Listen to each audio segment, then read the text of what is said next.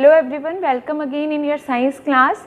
So today we are going to start with our next chapter, that is chapter 8, winds, storms and cyclones. Name of the chapter is winds, storms and cyclones. Now let's understand what is wind, right? As you all know that wind is just the moving air. The moving air is known as wind, right? Second one is storms. Right. So what is storm? Storm is a bad weather with a lot of rain, strong winds, etc. Right. Next, cyclones are the high speed winds and air pressure difference, right, that cause cyclones. And these cyclones can easily be monitored with the help of advanced technologies like satellites and radars. A cyclone is seriously too dangerous. On 18 October 1999, right, 18 October 1999 in Odisha, a cyclone with a wind speed of 200 km per hour. Cyclone wind speed is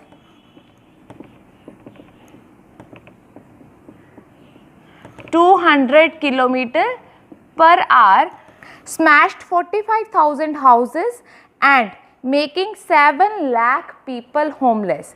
And in the same year again on 29 October,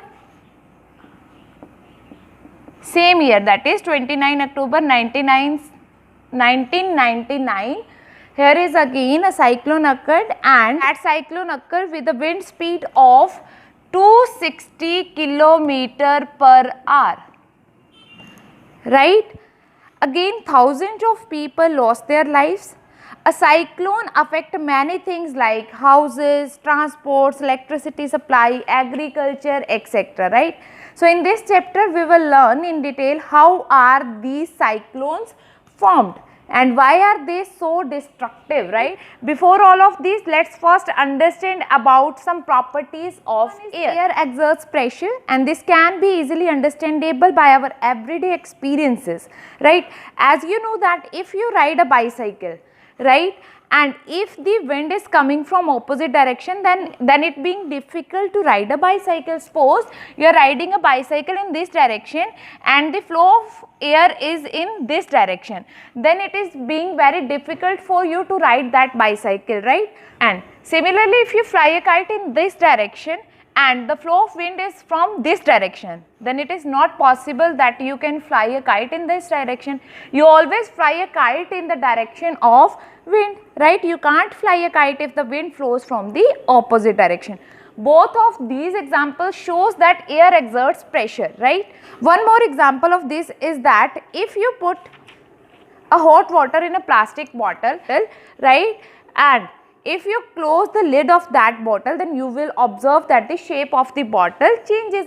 All of these examples shows that air exerts pressure, right? Second one is high speed winds are accompanied by reduced air pressure. Means to say that as a pressure of an air, if pressure of air reduces, then wind speeds increases. Means pressure of air is inversely proportional to wind speed.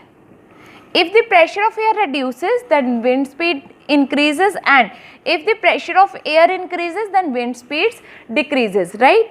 Higher the pressure difference, higher the speed of wind. For that, let's understand one more activity. Just take two balloons, right?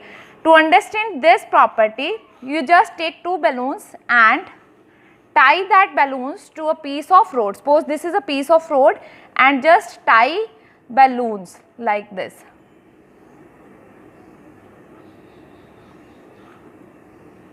Right, when you tie these two balloons on a piece of a road, then the air pressure between these two balloons reduces. Means air pressure, I am showing like this, air pressure reduces and the air pressure outside these balloons increases,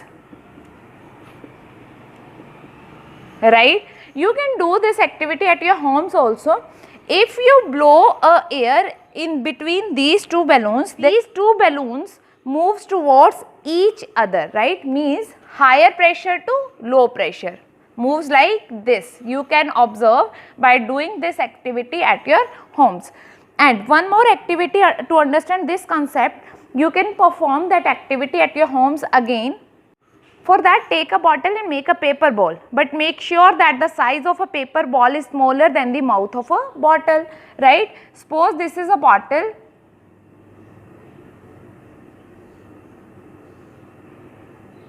right, and make a paper ball, right, but make sure that the size of a paper ball is smaller than the mouth of a bottle. Now place the paper ball just at the mouth of the bottle, right. Suppose this is a paper ball. Now try to blow on the ball to force it into the bottle.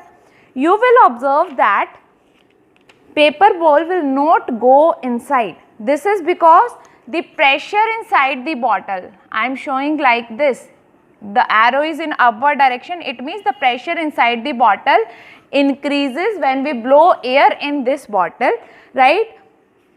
So that's why the paper ball will not go inside. We know that if the pressure of air increases, then wind speed decreases, means if the pressure of air inside the bottle increases, then the paper ball, right, will not move inside the bottle. It comes outside the bottle, right.